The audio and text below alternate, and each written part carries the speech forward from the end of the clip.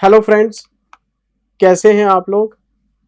हाँ जी बेटे, इस वीडियो में हम डिस्कस करने जा रहे हैं आपका मॉक टेस्ट पेपर नंबर 2 बेटे, May 25 एग्जाम्स के लिए। और ये बात सारे बच्चे जानते हैं कि हर एग्जाम से पहले एक आरटीपी और 2 एमटीपी आते हैं। आरटीपी का वीडियो मैं आपको दे चुका हूँ, एमटीपी 1 का वीडियो भी दे चुका हूँ और आज हम इसको फाइनलाइज करने वाले हैं। हम आज एमटीपी 2 का डिस्कशन कर लेंगे। और एज यूजुअल एक बात सारे बच्चे और भी जानते हैं कि एमटीपी में वही फॉर्मेट होता है जो आपके फाइनल एग्जामिनेशन में आएगा। 30 मार्क्स के एमसीक्यू और 70 मार्क्स का आपका डिस्क्रिप्टिव। दो दो नंबर के 15 क्वेश्चन एमसीक्यू और 14 मार्क्स के 5 क्वेश्चन आपके डिस्क्रिप्टिव। तो बेटे टाइम ना खराब करते हुए सीधा हम इस पर डिस्कशन स्टार्ट करते हैं। और अगर आप मुझसे पूछें कि सर इसका लेवल क्या है, तो मुझे लगता है कि ये एमटीपी बिल्कुल बिल्कुल आसान है। एमटीपी 1 फिर भी ठीक था, ये तो उससे भी इजी है। इसमें तो एमसीक्यू का लेवल भी बहुत आसान है और मुझे लगता है कि हार्डली 1 घंटे में सब डिस्कस हो जाएगा। डिस्क्रिप्टिव तो मुझे कराना ही नहीं, डिस्क्रिप्टिव में तो एक आधा क्वेश्चन डिस्कस करना है, बाकी सब तो पुराने ही है।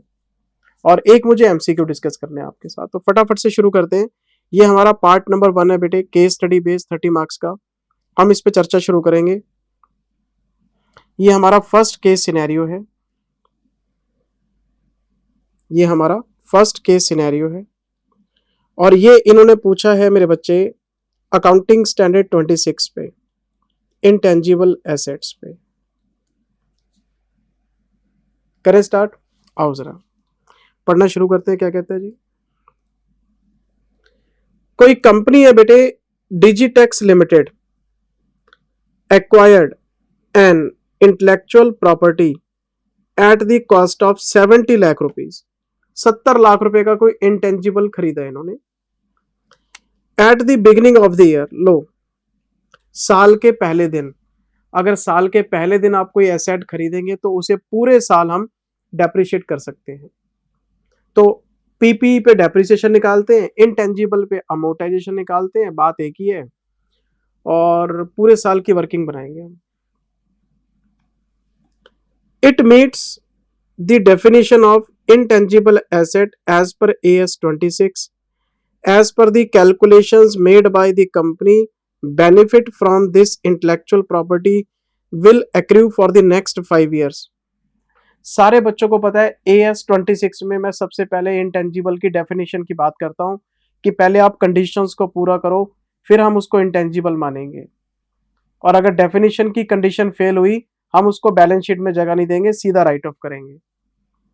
चलो कंडीशन पास हो गई, अब वो बैलेंस शीट में पहुंच गया तो फिर मैंने अमोर्टाइजेशन पॉलिसी बताई थी आपको AS 26 में कि या तो हम फ्लैट 10 ईयर्स लेते हैं और या फिर हम रेशो लेते हैं कैश फ्लोज की। और बेस्ट ऑप्शन क्या है, कैश फ्लो की रेशो। और फिर पीरियड कम या ज्यादा भी हो सकता है, उसके रीजन बताने पड़ते हैं हमें। स्टैंडर्ड पीरियड तो 10 ईयर्स का है या रेशियो ऑफ कैश फ्लो है। पीरियड को आप बढ़ा भी सकते हो, कम भी कर सकते हो, उसके रीजन जस्टिफाई करने पड़ते हैं। इन्होंने आपको उसका बेनिफिट बताया है, कितने साल, 5 साल। तो एक बात तो कंफर्म है कि अमोर्टाइजेशन पीरियड 5 साल का है, हमें कोई दिक्कत नहीं, हमारी कौन सा जेब से जा रहे हैं। एसेट 10 साल चले, एसेट 5 साल चले, हमें तो मतलब नहीं, जैसा क्वेश्चन कहेगा हम तो आंसर बनाने वाले लोगों में से हैं। Where in for the first year will be 30%, for the next 2 years it will be 25% and 10% for the next 2 years। लो जी आपको रेशो ही बता दी, 30, 25, 25, 10 एंड 10। अगर आपका 70 लाख रुपीज का, अगर 70 लाख रुपए का एसेट है तो इस रेशो में आपने उसको अमोर्टाइज करना है। 2 मिनट का काम है। यहाँ पे 21 लाख बनेगा क्योंकि मैं इसको 70 लाख पे लगाऊंगा। 70 लाख का 25%, 17.5 लाख, 17.5 लाख, 7 लाख, 7 लाख। लो जी अमोर्टाइजेशन आ गया, 5 मिनट का काम नहीं है। फिर आगे क्वेश्चन क्या कहते हैं, हम आगे सेकेंड ईयर में। अच्छा ये फर्स्ट ईयर था हमारा, ये सारी इंफॉर्मेशन ईयर 1 की थी, हम ईयर 2 में आ गए। The company incurred development cost for its new product and incurred 25 lakh rupees eight the beginning of the year, और इनको लगता है कि इनको जो बेनिफिट्स मिलेंगे वो अगले 5 साल तक। अब इसमें बेनिफिट की रेशियो नहीं है तो कोई बात नहीं, हम SLM लगा देंगे। तो 25 लाख रुपए हैं, मैं इसको 5 से डिवाइड कर दूंगा, हर साल 5 लाख रुपए पर एनम राइट ऑफ होते रहेंगे। तो पहले साल में पहला इंटेंजिबल, दूसरे साल में दूसरा इंटेंजिबल, तो अब मेरे पास इंटेंजिबल कितने हो गए? 2। ये आपको अमोर्टाइजेशन की लिस्ट मैंने बता दी। अब हमें पहला MCQ पढ़ लेना चाहिए कि क्वेश्चन कहता क्या है आपसे। और जब मैं इनके फर्स्ट MCQ में गया बेटे, में गया, मुझे कहता है फर्स्ट MCQ में, at the end of year 2, second year के एंड में, what will be the value of intangible asset of the company in the financial statement. कहता आप हमें ये बताओ कि इंटेंजिबल की कैरिंग अमाउंट क्या है। फर्स्ट ईयर के एंड में मांग रहे हैं या सेकेंड ईयर के एंड में? सेकेंड ईयर के एंड में। तो कोई बात नहीं, मेरे पास एक एसेट 1 है, एक एसेट 2 है, एक है 70 लाख की और एक मेरे पास है 25 लाख की। ईयर 1 मुझे अमोर्टाइजेशन माइनस करना पड़ेगा, यहां तो है ही नहीं क्योंकि ये तो दूसरे साल में खरीदा है।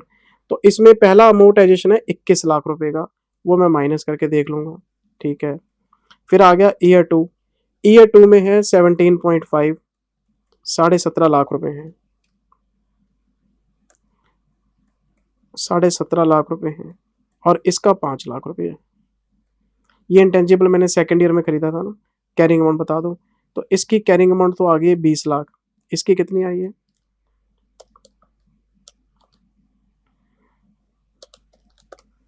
इसकी आ गई है 31.5 लाख। अगर हम उससे टोटल पूछें तो 51.5 लाख। 51,50,000 रुपए का इंटेंजिबल आपके पास सेकेंड ईयर के एंड में पड़ा है, जिसमें पहला और दूसरा उसका टोटल आ गया और कैरिंग अमाउंट आ गई। पहली एसेट पे 2 अमोर्टाइजेशन माइनस करने हैं, दूसरी एसेट में से 1 माइनस करना है, कैरिंग अमाउंट आ गई। ऑप्शन कहीं ना कहीं जरूर मिलेगा आपको, ये रहा सर। जब हम सारी कैलकुलेशन करके बैठे हैं तो अमाउंट मिल गया, टिक लगा दी। हमें अगला क्वेश्चन क्या पूछ रहे हैं? For the year 2, second year के बारे में फिर से पूछ रहा है मेरे से। How much amount will be expensed in the profit and loss account from intangible asset in the financial. आपको ये पूछ रहा है कि सेकेंड ईयर का अमोर्टाइजेशन एक्सपेंस बता दो, जो P&L में भेजा आपने। मेरे पास है 17.5 लाख रुपए का ये रहा, 5 लाख का ये रहा, टोटल 22.5 लाख रुपए, 22.5। अगर मेरे से टोटल पूछता कि कितना अमोर्टाइजेशन आपने अभी तक किया है तो मैं ये सारे इकट्ठे कर लेता, मैं 21 लाख भी जोड़ देता। मुझसे कह रहा है सेकेंड ईयर का बता दो, तो सेकेंड ईयर का इसका 17.5 लाख है, इसका 5 लाख है, 22.5 लाख है। ऑप्शन में ढूंढो है क्या? ये रहा सर, इसका ऑप्शन है 2। ये कोई क्वेश्चन है बेटे? किस लेवल के क्वेश्चन हमने क्लास में किए और ये हमसे क्या पूछ रहा है बताओ? मजाक सा नहीं कर रहा है आपके साथ? अच्छा, फिर मैं क्वेश्चन में वापसी करता हूं। क्या कहता है क्वेश्चन, आगे पढ़ते हैं। थर्ड ईयर में क्या हुआ इनके साथ? Third year, during the year it was found that due to change in government policies, no further benefit will be available to the company from development cost। हमारी डेवलपमेंट कॉस्ट तो ये है, हमने कितने में खरीदी थी? 25 में। 25 में से कितने राइट ऑफ हो गए? 5। मेरे पास इसकी वैल्यू कितनी पड़ी है? 20। मैं थर्ड ईयर में 20 लाख लेके आऊंगा डेवलपमेंट कॉस्ट के। भाई डेवलपमेंट कॉस्ट मैंने सेकेंड ईयर में खरीदी है, सेकेंड ईयर में खर्च की है, उसमें से 5 अमोर्टाइज हो गया, तो मैं थर्ड ईयर में 20 लाख लेके बैठा हूं। गवर्नमेंट पॉलिसी चेंज हो गई, कहते अब कोई बेनिफिट नहीं है तो सारा P&L में डाल दो। तो 20 तो ये P&L में जाएगा, 25 में से 5 पिछले साल, 20 इस साल, क्योंकि बेनिफिट 0 हो गया। याद है ना आपको AS 26 में इंटेंजिबल की कंडीशंस में क्या था? नो फिजिकल सब्सटेंस, आइडेंटिफिएबल होना चाहिए, इकोनॉमिक बेनिफिट होने चाहिए, रिलायबल कॉस्ट होनी चाहिए, सारी चीजें बता रखी हैं। इकोनॉमिक बेनिफिट ही नहीं तो हटा के परे मारो। कितना? 20 लाख। और इसका मुझे बताओ थर्ड ईयर का अमोर्टाइजेशन कितने? 17.5। इंटेलेक्चुअल प्रॉपर्टी में कोई प्रॉब्लम नहीं है, वो अपना टाइम से अमोर्टाइज होती रहेगी। तो 20 लाख तो ये राइट ऑफ होगा, 17.5 लाख ये राइट ऑफ होगा। मुझसे पूछो कि थर्ड ईयर में मेरा एक्सपेंस कितना है, मैं बोलूंगा 17.5 एंड 20, 37.5 लाख रुपए। और यही चीज आपसे पूछेगा, देख लेना। For the year 3 how much amount will be expensed in the profit and loss account, ये रहा 37.5 लाख रुपए। और इसका ब्रेकअप मुझे पता है, 17.5 लाख रुपए तो वो रेशो से आ रहे हैं, 30, 25, 25, 10, 10, और ये तो 20 का 20 ही राइट ऑफ हो गया। अच्छा, फिर क्वेश्चन में वापसी करते हैं, क्या पूछ रहा है हमसे ये भी देख लो। मैं ईयर 4 में आ गया बेटे, क्या कह रहा है ईयर 4 में। At the beginning of year 4, मैं चौथे साल की शुरुआत में खड़ा हूं। It was found that the remaining 20% benefit from intellectual property will flow to the company in this year itself. ये रहा 10% और ये रहा 10%, ये बनता है 20%। हमें लग रहा था 10 इस साल मिलेगा, 10 अगले साल बेनिफिट मिलेगा। कहते नहीं, 20 का 20 बेनिफिट इसी साल ले लो आप। तो अगर 20 का 20 बेनिफिट इसी साल मिल जाएगा तो फिर अमोर्टाइजेशन भी डबल हो जाएगा। तो जो अमोर्टाइजेशन में 7 + 7 एक साल करके करता, तो वो 14 का 14 इकट्ठा राइट ऑफ हो जाएगा, क्योंकि लाइफ 5 साल से 4 साल रह गई है। और अगर लाइफ 4 साल है तो जितनी अमाउंट पड़ी है चौथे साल में राइट ऑफ कर दो।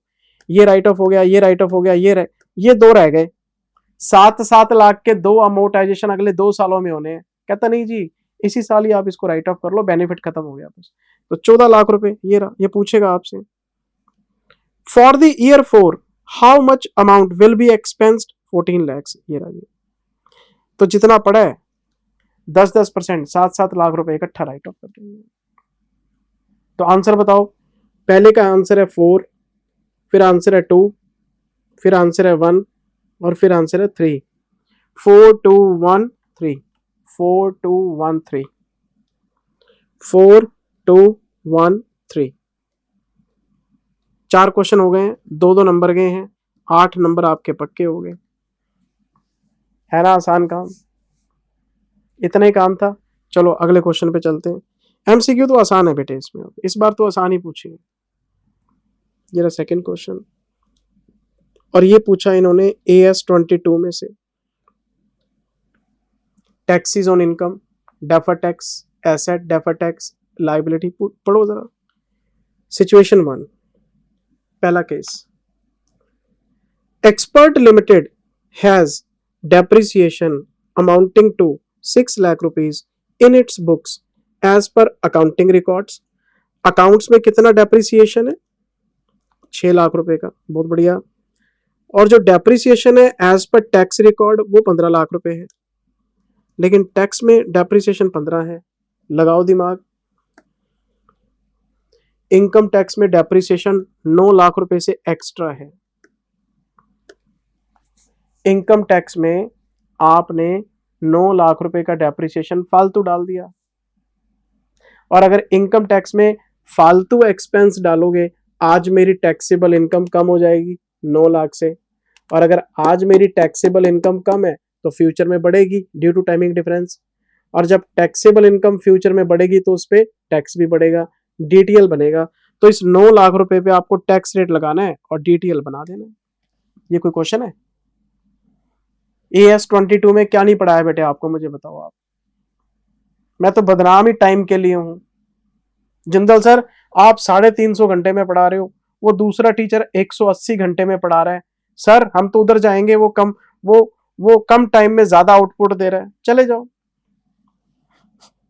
क्यों? क्योंकि बाकी के 170 घंटे में मैंने भजन गाए हैं भाई। मैं तो गदगद हो गया भाई, जो काम मेरे से 350 घंटे में नहीं निपट रहा वो दूसरा टीचर 180 घंटे में निपटा रहा है, और वो पूरी कवरेज भी दे रहा है, एक एक कॉन्सेप्ट करा रहा है, एक एक क्वेश्चन करा रहा है आपको ICAI का। तो इसका मतलब मैंने तो बाकी के 170 घंटे में मैंने भजन ही गाए होंगे, मैंने पढ़ाया तो होगा ही नहीं। क्यों? मैं क्लास में गाने सुनाता हूँ, मैं क्लास में शायरी सुनाता हूँ, मैं क्लास में जोक सुनाता हूँ, मैं क्लास में नाचता रहता हूँ, मैं झूमता रहता हूँ, मैं आपका टाइम किल करता रहता हूँ, मैं फालतू में आपको मोटिवेट करता रहता हूँ। मैं ये सारे काम क्लास में करता हूँ, है ना। मैं तो नफरत करता हूँ बेटे इन सारी चीजों से। बच्चा जब मेरी क्लास लेता है तो उसको शुरुआत में दिक्कत भी आती है कि यार ये बहुत सिंसियर टीचर है, सीनियर टीचर है।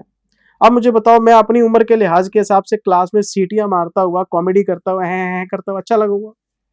बच्चा मेरे पास आता है नॉलेज लेने के लिए, और एक बात बताता हूं, इसी नॉलेज के दम पे पूरी जिंदगी आपने रोटियां खानी है।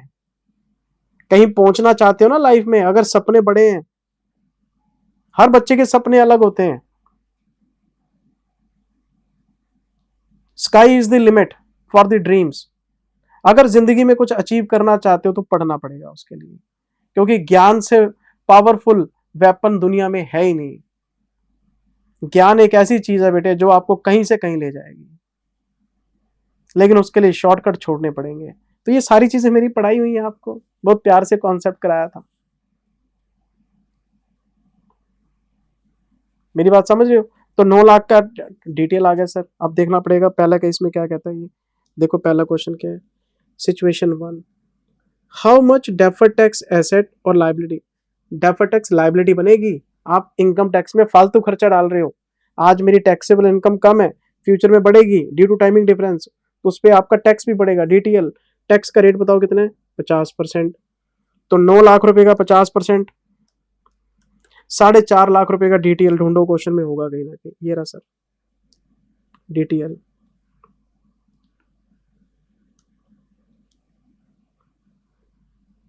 एक और क्वेश्चन है सिचुएशन 1 का, कहता है कितना डेफर टैक्स एसेट और लाइबिलिटी बनाओगे अगर आपका टैक्स रेट 35% हो जाए तो कोई बात नहीं, तो मैं इसको काट के 35 कर देता हूं।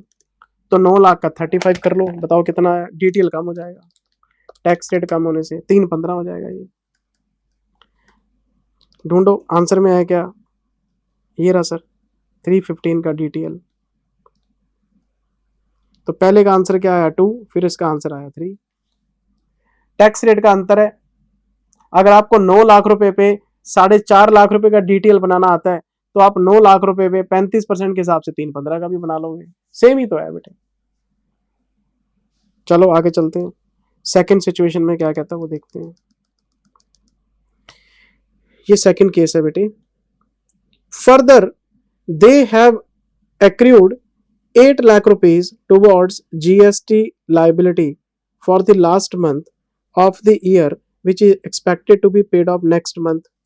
आपको मैंने सेक्शन 43B कराया था क्लास में, और 43B क्या कहता है? आपके एम्प्लॉय की कोई पेमेंट आउटस्टैंडिंग रह गई हो, कोई आपका कोई सेल टैक्स, कोई जीएसटी, कोई एक्साइज ड्यूटी पेंडिंग रह गई हो, तो इनकम टैक्स वाले उसकी डिडक्शन अगले साल आपको दे देंगे।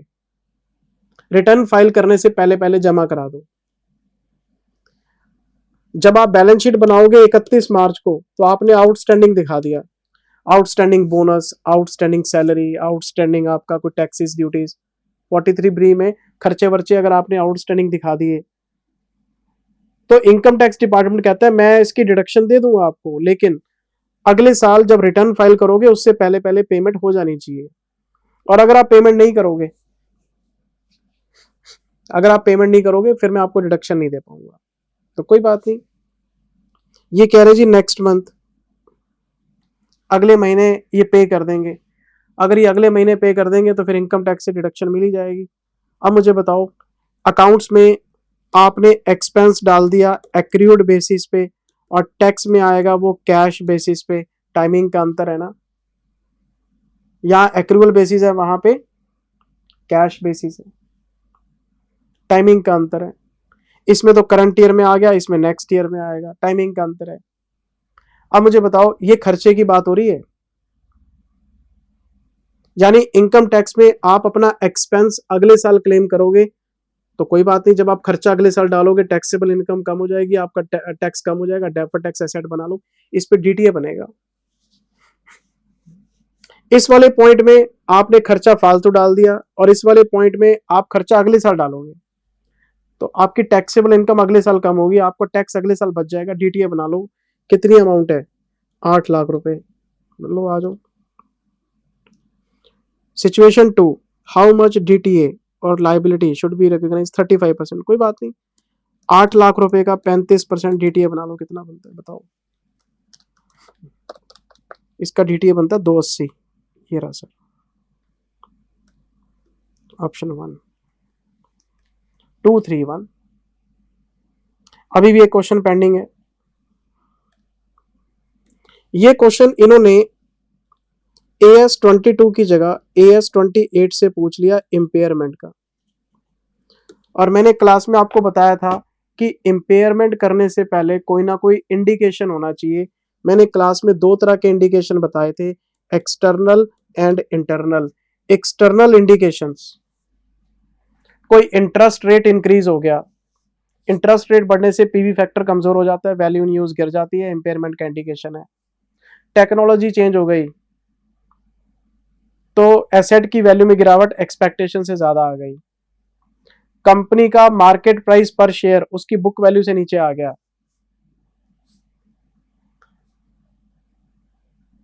ये सारी चीजें आपको एक्सटर्नल इंडिकेशन में बताई थी मैंने। सरकार ने कोई रिस्ट्रिक्शन लगा दी, 4 इंडिकेशन एक्सटर्नल बताया। इंटरनल में क्या बताया था? इंटरनल में बताया था एसेट डैमेज हो गई, आपके एम्प्लॉयज ने एसेट का मिस यूज किया, उसकी लाइफ कम हो गई। तो जो इंडिकेशन आपको घर से पता लगते हैं वो भी इंपेयरमेंट का काम है। कुछ बाहर से पता लगते हैं, कुछ अंदर से पता लगते हैं। इसमें 3 रीजन बताए थे, इसमें 4 बताए थे, 7-8 रीजन बताए थे आपको। तो उसी के ऊपर इन्होंने क्वेश्चन बेस किया है। अब ये आपसे इंटरनल इंडिकेशन पूछेगा कि बताओ the following indications from internal source of information. आपको ये बताना है कि इंटरनल वाला इंडिकेशन कौन सा है।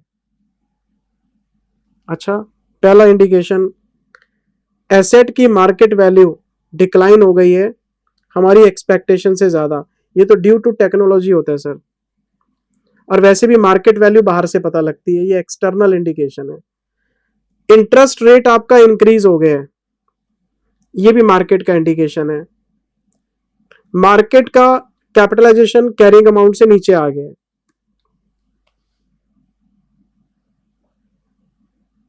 एक होता है बुक वैल्यू पर शेयर, एक होता है मार्केट वैल्यू पर शेयर।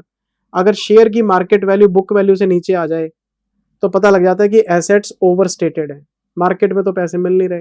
ये सारे एक्सटर्नल इंडिकेशन है, आपकी कॉपी में लिखे हुए हैं लाइन बाय लाइन। अब रह गया एक पॉइंट, वही होगा इंटरनल वाला, लेकिन पढ़ना तो पड़ेगा।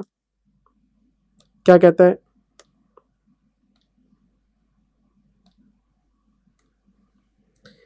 Evidence is available from internal reporting that indicates that the economic performance of the asset worse than expected। आपकी एसेट की जो परफॉर्मेंस है वो सही नहीं है, तो एसेट की परफॉर्मेंस बाहर से थोड़ा ना पता लगेगी, ये तो अंदर से पता लगेगी। तो ये आपका इंटरनल इंडिकेशन है, पॉइंट 4। ऐसे कई बार थ्योरी काम आ जाती है। जिंदल सर क्लास में आप ना थ्योरी ज्यादा पढ़ाते हो, कम थ्योरी से भी काम चल सकता है। बाकी टीचर क्या करते हैं, टू द पॉइंट बात करते हैं, सीधा क्वेश्चन क्वेश्चन कराते हैं, हमें भी मजा आता है। आप पहले पूरी कहानी सुनाते हो, फिर उसके बाद क्वेश्चन में लेके जाते हो, क्वेश्चन आप भी सारे कराते हो, पर आप थ्योरी ज्यादा पढ़ाते हो। अब मुझे बताओ, वो ऐसी जो थ्योरी आप पढ़ के आए हो वो ऐसे क्वेश्चन में काम आएगी कि नहीं आएगी? एक एक नंबर की वैल्यू काउंट होती है बेटे। मैंने बच्चों को एक एक नंबर से फेल होते हुए देखा है। मैंने बच्चों को एक एक नंबर से फेल होते हुए देखा है। ये लो 59, 40 एंड 39, लो ये है कहानी। यहां पे एक नंबर कम रह गया, एग्जाम्शन मर गई आपकी, और यहां पे एक नंबर कम रह गया, फेल हो गए। अब ये तीनों पेपर आपको दोबारा देने पड़ेंगे। एक नंबर की ये वैल्यू है बेटे। और अगर इतनी बात आपको समझ में आ जाए ना कि जिंदल सर क्या कहने वाले हैं, अगर एक नंबर यहां आ जाता तो एग्जाम्शन आ जाती।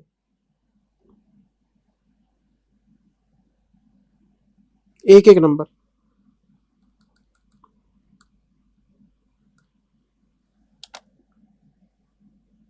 चले आगे, एक एक नंबर की वैल्यू बेटे।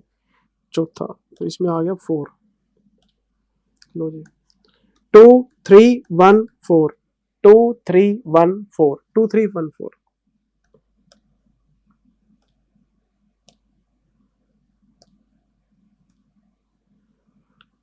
2314, 2314।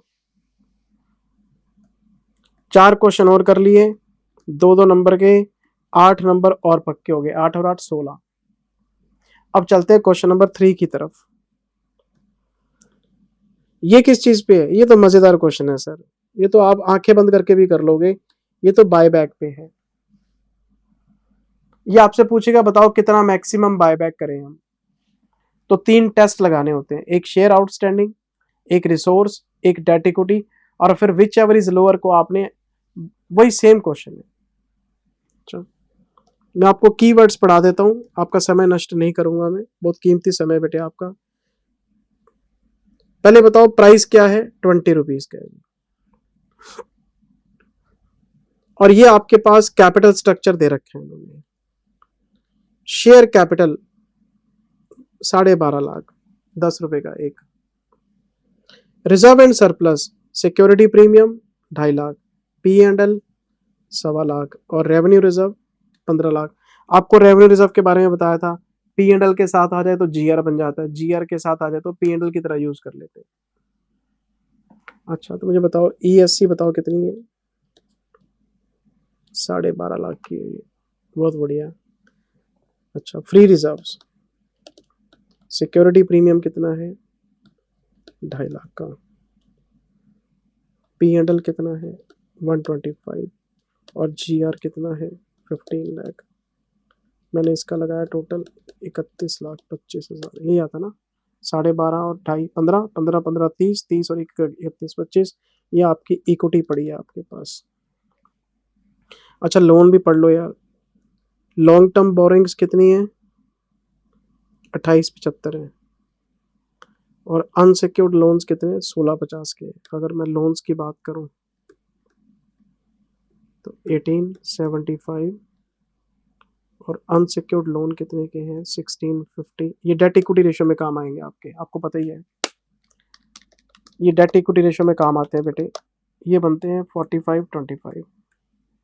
ये पूरी कहानी है, ये डेट हो गया आपका। तो ऐसा करते हैं, पहले हम क्वेश्चन ही सॉल्व कर लेते हैं, है ना।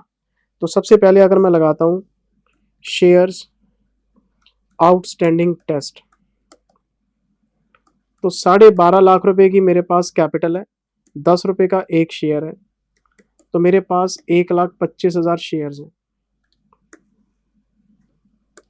मेरे पास 1,25,000 शेयर्स हैं, देखो ना बेटे, ये देखो ना, 12.5 लाख की कैपिटल है, 10 रुपए का एक शेयर है, तो नंबर ऑफ शेयर 1,25,000 हो गए ना। तो इसका 25% आपको अलाउड है, तो 31250, ये पहली कंडीशन हो गई। दूसरी, share capital plus free reserve, इसका 25% डिवाइडेड बाय ऑफर्ड प्राइस। मैं फॉर्मूला थोड़ा ना एक्सप्लेन करूंगा आपको बेटे, सब आपको समझाया हुआ बड़े प्यार से। कैपिटल प्लस फ्री रिजर्व कितना आया था हमारा? 31,25,000, अभी चेक कराया था। इसका 25%, ऑफर्ड प्राइस है 20, बताओ कितना आया? ये आ गया जी 39062.5, ये सेकंड ऑप्शन आ गई। एक और है debt equity ratio, debt equity ratio should not be more than twice. तो पहले बताओ डेट कितने आए थे अभी हमारे, डेट कितने आए थे बच्चे? ये रहे 45-25, ओके। 45-25 के अगर हमारे डेट हैं, तो मिनिमम इक्विटी कितनी रखनी पड़ेगी आपको? आपको मिनिमम इक्विटी ये मेंटेन करनी पड़ेगी, minimum equity to be maintained, ये आपको मेंटेन करनी पड़ेगी मेरे बच्चे। अब इसका फॉर्मूला बनाते हैं। इक्विटी है कितनी? ये लो जी। कितनी मेंटेन करनी है? ये लो जी। इसको हम हाथ नहीं लगा सकते, माइनस करते हैं 10x, डिवाइड करेंगे 20 से, इज इक्वल रखेंगे x। इक्वेशन आपको बनानी आती है, ये बन जाएगा 20x, ये माइनस वाला भी इधर ही आ जाएगा, ये हो जाएगा प्लस 10x। 31-25 में से आपको मेंटेन करनी है ये 8,62,500। तो एक्स की वैल्यू बताओ कितनी आई? 28,750। बताओ पहला टेस्ट क्या था? 31,250। दूसरा ये लो जी, तीसरा ये लो जी। अब बताओ विच एवर इज लोअर क्या है? यही है, क्योंकि पहला तो था 31,250, दूसरा 39,000 समथिंग, तीसरा 28,000। विच एवर इज लोअर, ये वाला पास हो जाएगा। क्वेश्चन खत्म हो गया ये आपका। मैं एमसीक्यू चेक कराता हूँ। हंसोगे आप कहोगे सर ऐसे क्वेश्चन पेपर में आएंगे क्या? ये लो पहला क्वेश्चन पढ़ो। By using share outstanding test, number of share that can be bought back. पहला 31,250 आया था, ये रही। दूसरा कहते जी रिसोर्स टेस्ट बताओ, रिसोर्स टेस्ट में ये आया था। दूसरा, पहले का आंसर क्या है? 2, फिर 4। आगे पढ़ते हैं। कहते बताओ जी डेट इक्विटी से कितना आएगा? ये रहा 28,750। 3 कैलकुलेशन तो करके आए हैं हम। ये लो जी 3। Whichever is lower? 3 आएगा। On the basis of all 3 test बताओ कितना आपको अलाउड है? तो कितना अलाउड है? 28,750। क्यों? ये तीनों में से कम है, विच एवर इज लोअर, यही आएगा। टेस्ट के बेसिस पे, on the basis of test 28,750। Answer है 3 2 4 3 3 2 4 3 3। क्वेश्चन खत्म, पैसा हजम। 4 और 4 8 और 4 12, 12 इंटू 2 24 नंबर आपके एमसीक्यू के पक्के। इतने आसान एमसीक्यू आए बेटे इस एमटीपी के अंदर। चलो क्वेश्चन नंबर 4 में चलते हैं, क्या कहता है जी। एज पर AS2 इन्वेंट्रीज की बात करेगा। Inventories include materials awaiting use in production process. What should be included in inventories from the following? आपको ये बताना है इन्वेंट्री की प्रोडक्शन कॉस्ट में आप कौन सा आइटम ले सकते हैं। तो इन्वेंट्री की प्रोडक्शन कॉस्ट में एडमिनिस्ट्रेशन नहीं आता, सेलिंग नहीं आता, आपको सारी चीजें पता है, ब्याज नहीं आता, एबनॉर्मल लॉसेस नहीं आते। देखते हैं। कहते हैं पब्लिसिटी मटेरियल, ये तो आपका सेलिंग एक्सपेंस है, ये तो नहीं आ सकता। Spare part, servicing equipment, stand by, ये भी नहीं आता। क्यों? आपको मैंने बताया था raw material, finished goods, WIP, और चौथा था लूज टूल। लूज टूल एक अलग इन्वेंट्री होती है जिसमें स्पेयर पार्ट्स आते हैं। वैल्यूएशन उसकी रॉ मटेरियल की तरह होती है। अगर वो रेगुलर यूज के लिए, रेगुलर सप्लाई के लिए तो AS2 में है, और अगर किसी पर्टिकुलर एसेट के लिए खरीद के लाए तो AS10 देखता है उसको। तो ये कॉस्ट में थोड़ा ना आता है। इसको तो बैलेंस शीट में इन्वेंट्री के तौर पे दिखाएंगे या PPE के तौर पे दिखाएंगे। अच्छा, secondary packing material required for transporting. आपने माल कस्टमर को भेजना है, अब आप ऑनलाइन ऑर्डर मंगाते हो, आपने ऑनलाइन क्या किया, एक मोबाइल फोन मंगवा लिया। अब ये इलेक्ट्रॉनिक आइटम है, ये तो कोरियर में डैमेज हो जाएगी। तो आपने देखा होगा जो बंदा आपको मोबाइल भेजता है जिससे आप खरीदते हो, वो उसके ऊपर पहले बबल रैप करेगा। बबल रैप के ऊपर एक कार्टन का गत्ता होगा सर, उस पे गत्ते का डब्बा होगा। तो वो क्या है? ट्रांसपोर्ट में भेजने वाला सेकेंडरी पैकिंग मटेरियल है। मैं भी तो आपको किताबें भेजता हूं, आपको बबल रैप में होके आती हैं, तो वो मेरा सेकेंडरी पैकिंग मटेरियल है। ये भी कॉस्ट में नहीं आता क्योंकि ये सेलिंग एक्सपेंस है आपका सारा। लेकिन एक आपके पास है primary packing material which is essential to bring an item of inventory to its saleable condition, for example bottle, cans, in case of food beverages. Third, sir कैसे?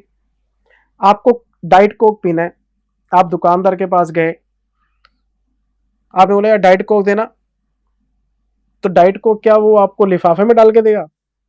कैन होता है, बॉटल होती है।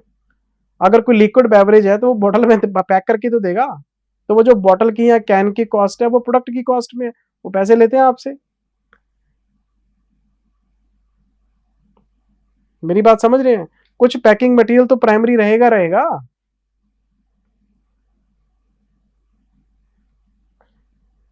मेरी बात समझ रहे हैं? जितना लिक्विड बेवरेज वो बॉटल में पैक हो गया था वो उसका प्राइमरी मटेरियल है। फिर उसके बाद अगर बबल रैप करोगे कोरियर करने के लिए वो सेकेंडरी है, उसकी वो प्रोडक्शन से रिलेटेड नहीं, वो सेल से रिलेटेड है, क्योंकि अगर माल डैमेज हो गया तो कस्टमर वापस भेज देगा, वो अलग चीज है। ये पॉइंट था। क्वेश्चन खत्म हो गया इसका थर्ड। एक और क्वेश्चन है मेरे पास।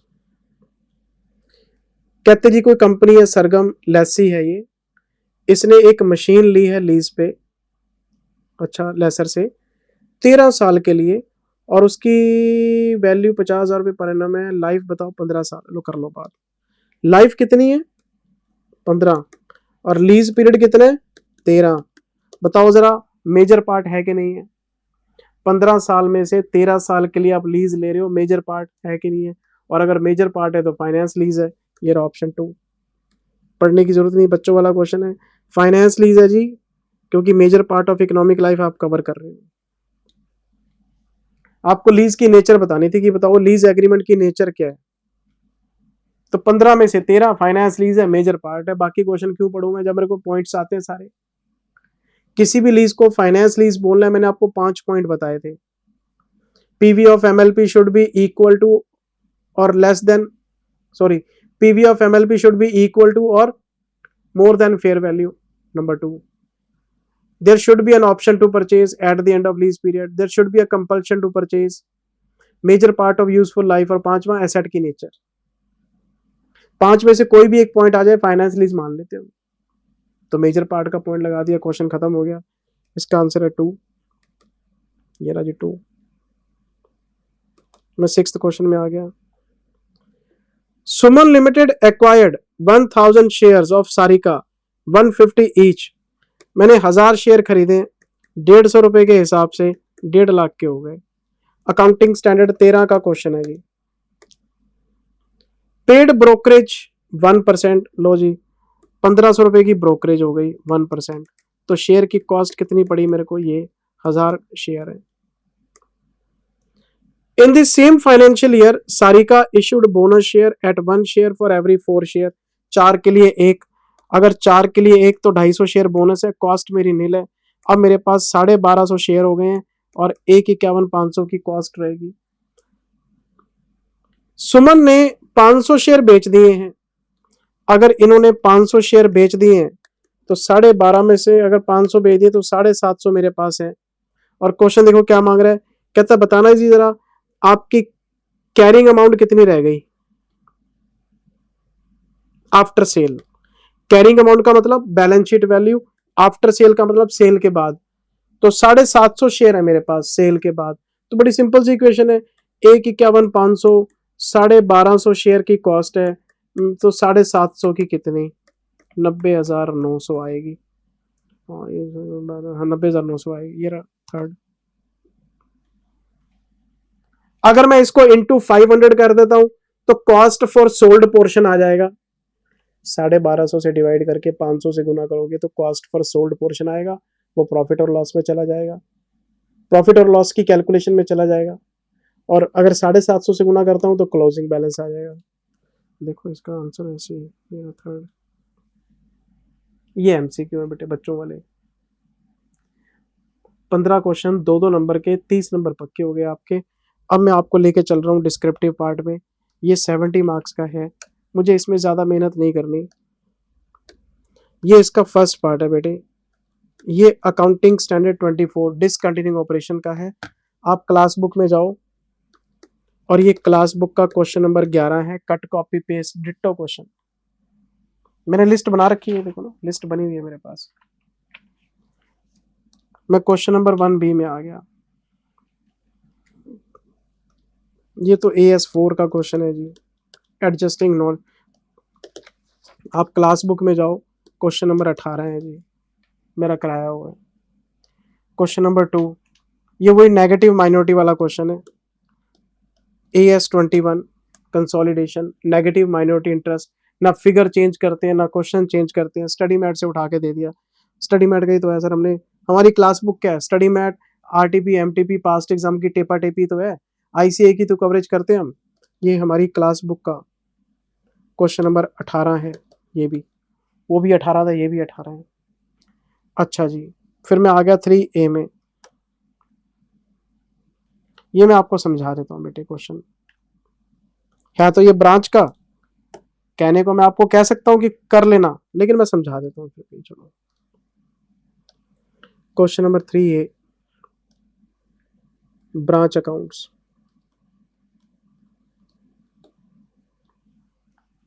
इसमें आपको कमीशन निकालना है ब्रांच मैनेजर का। कोई बात नहीं, क्वेश्चन पढ़ते हो, मैं करा देता हूँ बेटे आपको ये question. Alpha limited has a retail shop under the supervision of manager. आपने एक दुकान खोली, मैनेजर बिठा दिया। The ratio of gross profit at selling price is 25% throughout the year. ये बात पढ़ने लायक है। सेलिंग प्राइस अगर आपका है 100, प्रॉफिट है 25, क्योंकि रेशो सेल्स पे गिवन है। यही तो घंटी बजनी चाहिए, कॉस्ट पे रेशो नहीं है, सेल पे है। अगर सेल पे रेशो है तो सेल को 100 मानो, प्रॉफिट को माइनस करो, कॉस्ट आ जाएगी 75। तो आपका प्रॉफिट आपकी कॉस्ट का 1/3 है। आपका प्रॉफिट आपकी सेल का 1/4 होगा, लेकिन कॉस्ट का 1/3 है। तो ये कॉस्ट का 1/3 क्यों चाहिए? क्योंकि मैं branch stock account invoice price पे बनाऊंगा। तो जब भी मुझे कॉस्ट बताएगा मैं 1/3 उस पर लोड करूंगा। अच्छा चलो आगे चलते हैं, क्या कहते हैं question. Branch manager is entitled to commission of 10% of the profit earned by his branch। Branch जितना प्रॉफिट आपको कमा के देगी उसका 10% कमीशन आपने मैनेजर साहब को देना है। अब ये जो कमीशन है कैसे निकलेगा? कैलकुलेटेड बिफोर चार्जिंग सच कमीशन। अगर आफ्टर चार्जिंग होता तो 10/110 करते, बिफोर चार्जिंग है तो बड़ी सिंपल सी कैलकुलेशन है, जितना भी प्रॉफिट आएगा मैं उसका सीधा 10% कर दूंगा, है ना। आफ्टर चार्जिंग बिफोर चार्जिंग, एक आर्नोल्ड वाला क्वेश्चन कराया था उसमें आफ्टर चार्जिंग था, उसमें बताई थी आपको ये बात। चलो आगे चलते हैं। बट कमीशन तो 10% है, लेकिन subject to a deduction from such commission equal 25% of any deficiency of branch stock. एक कंडीशन लगा दी मैनेजर साहब पे कि मैनेजर साहब आपको प्रॉफिट का 10% कमीशन देने में हमें कोई दिक्कत नहीं है, लेकिन अगर हमारी दुकान से माल चोरी हुआ या हमारी दुकान पे माल कम हुआ तो जितना स्टॉक कम होगा हमें नहीं मिला हिसाब, तो उसके पैसे कटेंगे। वो कहते जी कितने? मैंने बोला 25% of discrepancy, 25% of any deficiency. अगर मेरी दुकान में से माल गायब हुआ 25% तेरे से काट लूंगा। सब्जेक्ट टू, तो मैं प्रॉफिट निकालूंगा, मुझे पता लगेगा कि स्टॉक कितना गायब हुआ है, तो मैं उस स्टॉक का 25% निकाल के, मेरी बात समझ रहे हो, तेरे से काटूंगा पैसे में उसके।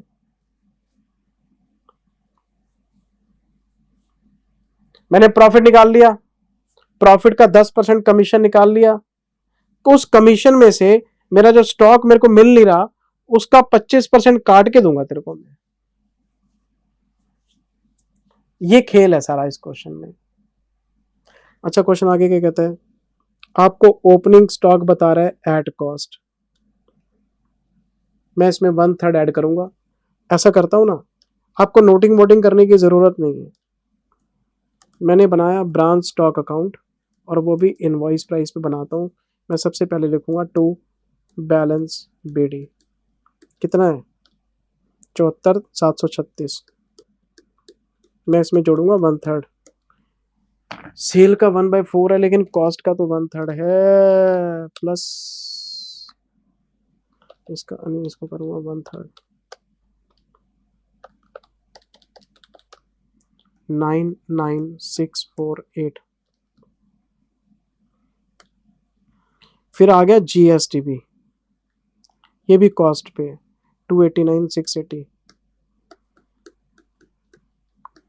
289680 प्लस 1/3 74736, 74736, ये तो ठीक हो गया ना। अच्छा 289680 डिवाइडेड बाई 3 प्लस 289680, ये कितना आ गया 386240।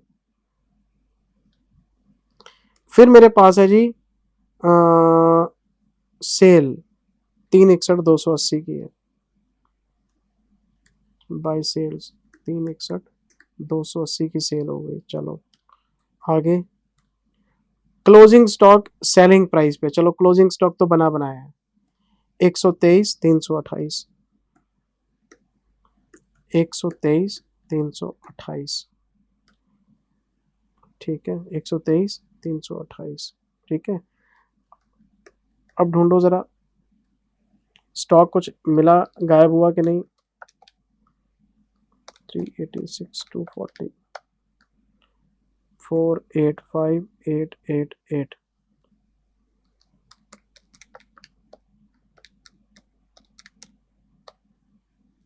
484,608। स्टॉक तो गुम हुआ है सर, कितने का स्टॉक गुम हुआ है। लॉस्ट गुड्स, ये डेफिशिएंसी आ गई आपकी balancing figure, by deficiency balancing figure 1280 रुपये। मैंने मैनेजर से बोला ओए 1280 का माल कहाँ गया, कहता जी पता नहीं। कोई बात नहीं, नहीं पता तो तेरे को भी पता लगा देते, तेरे पैसे काटूंगा। तेरे को दुकान पे बिठाया सुपरवाइजर बना के, प्रॉफिट का तू कमीशन मांगना आता है, माल कहाँ गया मेरा। इतने का पुराना माल था, इतने का और भेज दिया, इतने का तूने बेच दिया, इतने का बच गया, बाकी कहाँ गया, कहता पता नहीं, मैं पैसे कटवा ले। तो 1280 रुपए की डेफिशिएंसी है। मैं पहले इसकी कॉस्ट निकालूंगा, फिर उसका 25% करूंगा, उसके कमीशन में से काटूंगा, क्योंकि तो सेलिंग प्राइस पे ना, इनवॉइस प्राइस पे। क्वेश्चन की रिक्वायरमेंट क्या है, क्वेश्चन की रिक्वायरमेंट बाद में, पहले आप बनाओ ब्रांच एडजस्टमेंट अकाउंट। पहले लिखो OSR, बताओ इसमें लोडिंग कितनी है, 99648 माइनस 74736, 24,912 का इसमें OSR है, ठीक है। अच्छा GST भी, इन दोनों का डिफरेंस बताओ कितना है, 386,240 माइनस 289,680, 96, ये लोडिंग आ गई 560। क्लोजिंग स्टॉक का CSR बनाओ 123,328, 123,328, सेलिंग प्राइस का तो 25% है, 30,832, ठीक है जी। चलो अब मुझे बताओ ये जो डेफिशिएंसी है 1280 की, ये लॉस हुआ ना आपका, इसको यहाँ से चार्ज करेंगे, डेफिशिएंसी 1280 की। यहाँ पे जो भी एक्स्ट्रा प्रॉफिट एक्स्ट्रा लॉस आता है वो एडजस्टमेंट में जाता है। तो बताओ फिर GP कितना आया, 24,912, 95,500, हाँ 24,912, 96,560 माइनस 30,832 माइनस 1280, ये आ गया 89360। अब बनाते हैं P&L, GP 89360, यहाँ पे क्या लिखूंगा मैं, एक्सपेंसेस, क्वेश्चन में है मेरे पास, ये रे 49120, नेट प्रॉफिट आ गया 49120, 40,240, आओ जी 40,240, इसका करेंगे 10% कमीशन, ये आ गया 4,024, काटो इसमें से पैसे, 1280 रुपये का माल मेरा चोरी हो गया है ना। इसमें से 25% मैं काटूंगा पहले सेलिंग प्राइस का, ये माल मेरा अगर 100 पे है,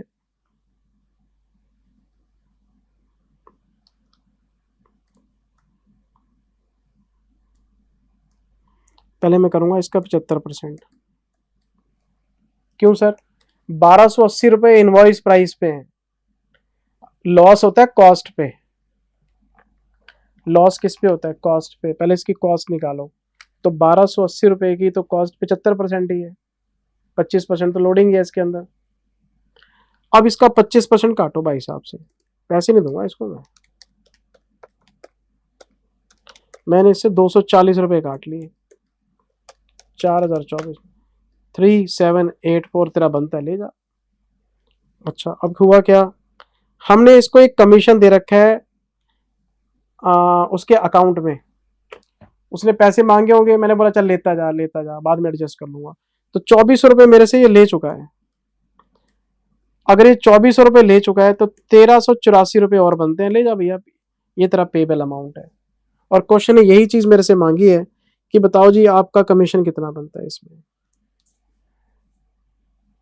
और ये देखो इसका आंसर दिखाता हूं आपको मैं।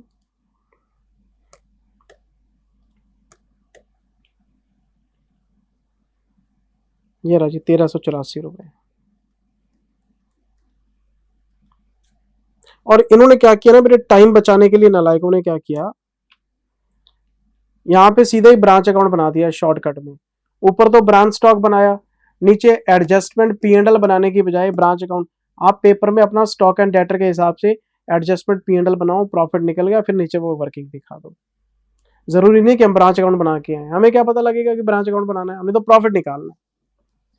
सही, चलो ये था क्वेश्चन।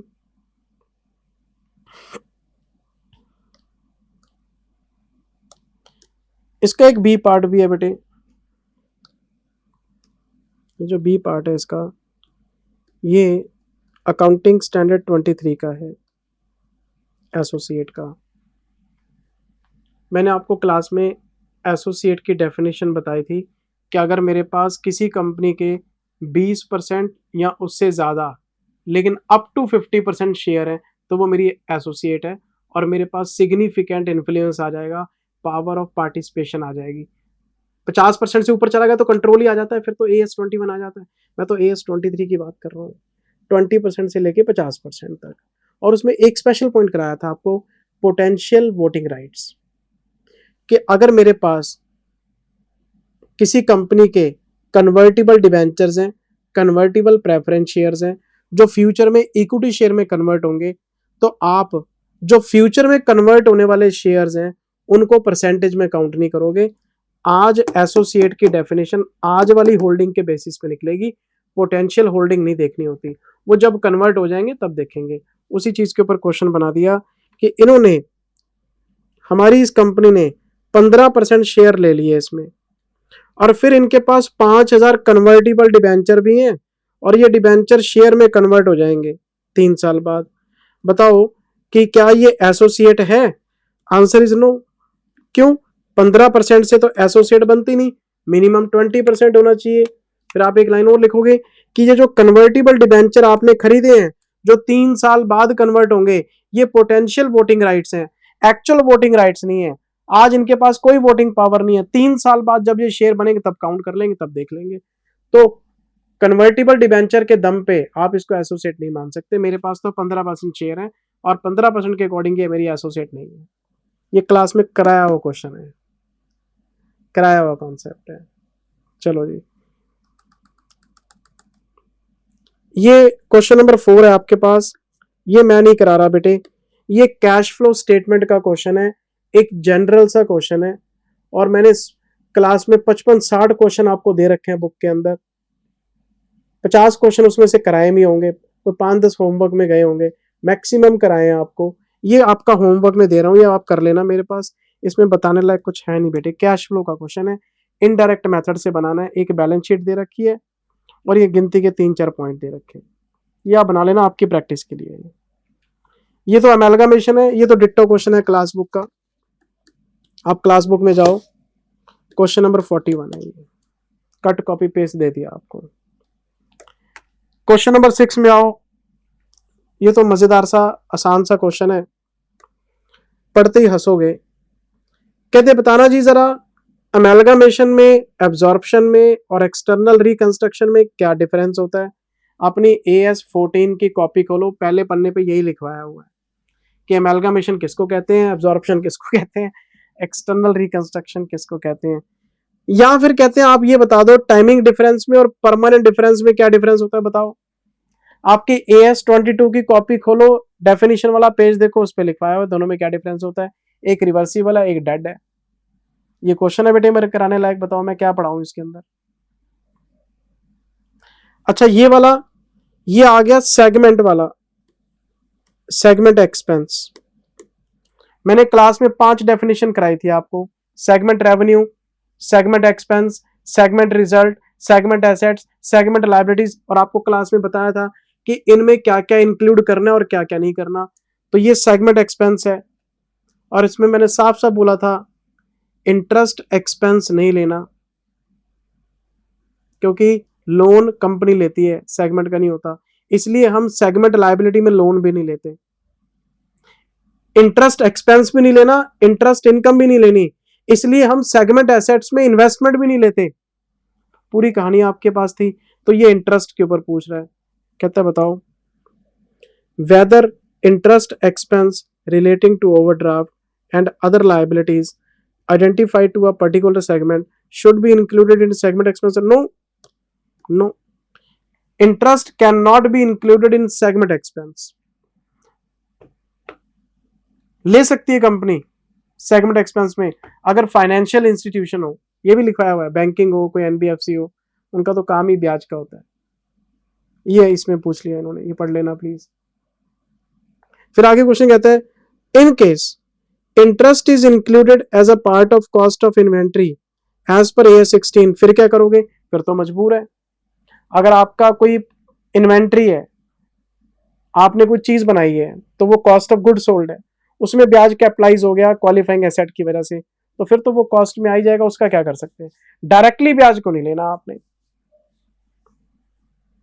क्लास में पढ़ाया वो कॉन्सेप्ट है। ये AS2 का क्वेश्चन है, इसमें आपको एबनॉर्मल लॉस पूछेगा, क्लास को, ये क्लास की कॉपी का क्वेश्चन है। ये देखो ना 16,000 मीट्रिक टन है, 5% नॉर्मल लॉस है 800, ये 5% नॉर्मल है, लेकिन हुआ कितना, हुआ 950।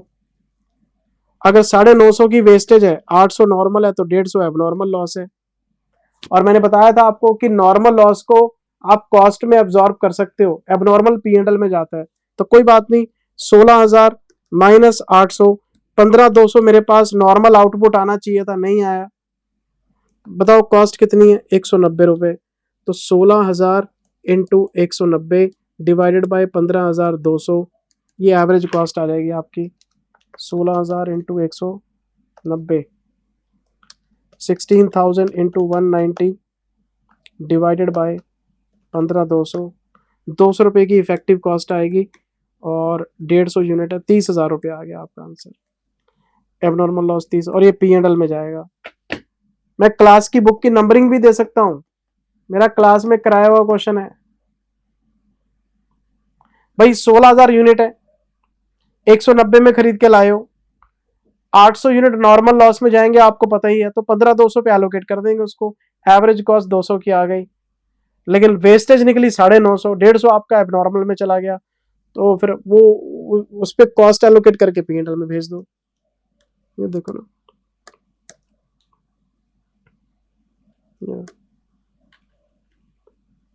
ये वर्किंग क्लास का कराया हुआ क्वेश्चन है।